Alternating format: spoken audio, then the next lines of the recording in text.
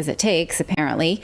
It takes all the money and global attention. But we are talking about the bloody war in Ethiopia, which is far bigger and deserves, in my opinion, a lot more media attention. But gets close to none. So let's put that into perspective. Russia's initial military invasion of Ukraine had about 200,000 soldiers. They admitted that recently when they said that they wanted to add 300,000 to make it a total of 500,000 minus losses up to this point. In Ethiopia, there is double that. There is 1 million troops. In Ukraine, the United Nations reports about 6,000 civilian casualties. This is disputed, but this is the number the UN is comfortable with. In Ethiopia, that number is closer to 100,000. So we're talking about many orders of magnitude greater than the conflict that is taking the world's attention. So it's interesting to ask why millions of children are starving there due to a lack of aid. The government is firing on civilians en masse. Again, I remind you that Ukrainians have open immigration rules in most of Europe and the West. So if they leave their country, they are offered visas and stays in these countries. Displaced Ethiopians who've been on long immigration lines since even before the Ukrainian conflict began are pushed back even further, even though their war has waged longer.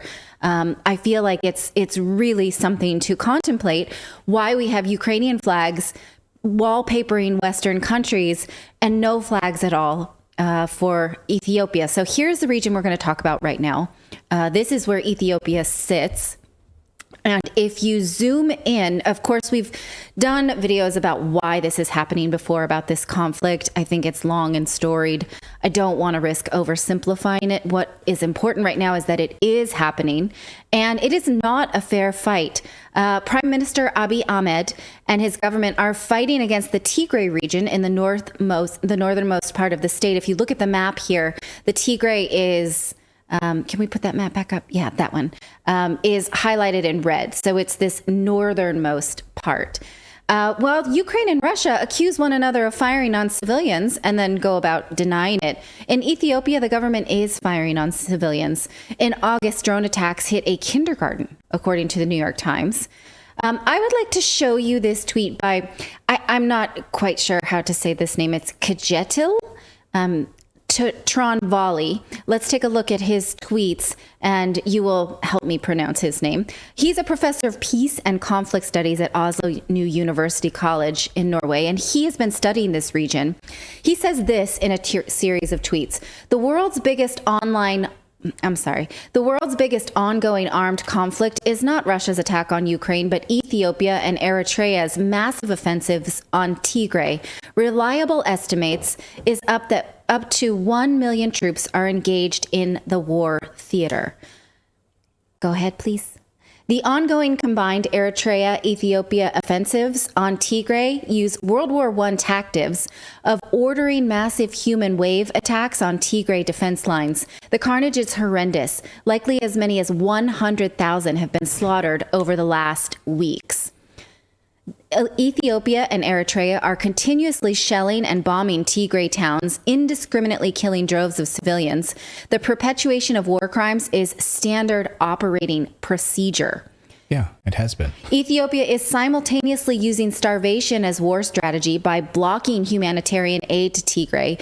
Millions of Tigrayans are on verge of famine. Thousands are dying for lack of medical supplies. Children are suffering tremendously. Ethiopia and Eritrea is colluding with AU in red-taping secession and hostility talks in the belief that they might manage to crush Tigray by arms. Concomitantly, U.S. and EU are bilaterally hesitating to engage in full and are repeatedly taken for a ride by Abiy Ahmed. That's the prime minister. Tigray is fighting for survival as they has experienced what happened in 2021 when Eritrea and Ethiopia troops went on a rampage, killing and harming civilians, looting and pillaging. Tigray is experiencing massive losses, but no, the alternative may be much worse. Ethiopia and the African Union are using the debauched slogan African solutions to African problems to prevent an active international engagement to facilitate negotiations, and also African brotherhood and solidarity with African nations and people exposed to a genocidal warfare is lacking. This is the last one. When the history of Ethiopia and Eritrea's atrocious war on Tigray will be written, the lackluster role of the AU, US, EU, and others in engaging to prevent the ongoing humanitarian disaster and crimes against humanity unfolding will be protuberant. So when he here is mentioning the AU, again, it's the African Union, which has supported Ethiopia in this crisis. And now Eritrea has troops involved too, because they have attacked from the northern border down.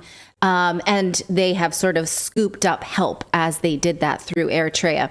In the last 2 days, the government of Tigray has released a statement agreeing to a ceasefire and asks for all aids to be resumed rather. I want to show you just these two paragraphs. They talk about how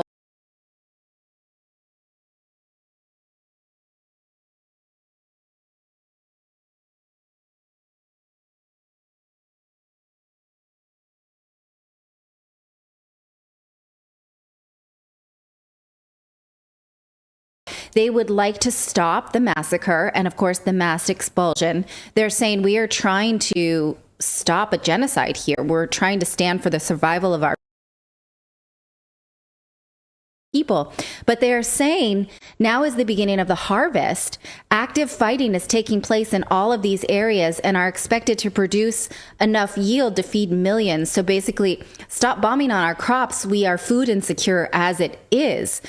He says they say the international community has a choice to make, either ensure an immediate cessation of hostilities or help the people of Tigray defend themselves against genocidal onslaught. In response, the government of Ethiopia released this statement just today. They continue to say that this round of violence was started when Tigray fired first in August, and that they don't mean to harm civilians, but they will continue. And so they're saying civilians basically need to get out of the way, get away from TPFL, or the Tigray fighting forces. Now, Ethiopia does have the support of the government of Ethiopia, has the support of the European Union and the US, although, again, nowhere near the amount of money and attention and congressional discussion. I have not seen Nancy Pelosi's tailored suits in this region. I have not seen Chuck Schumer. I have not seen Ben Affleck, or Ben, which Ben was it? The famous actor Ben.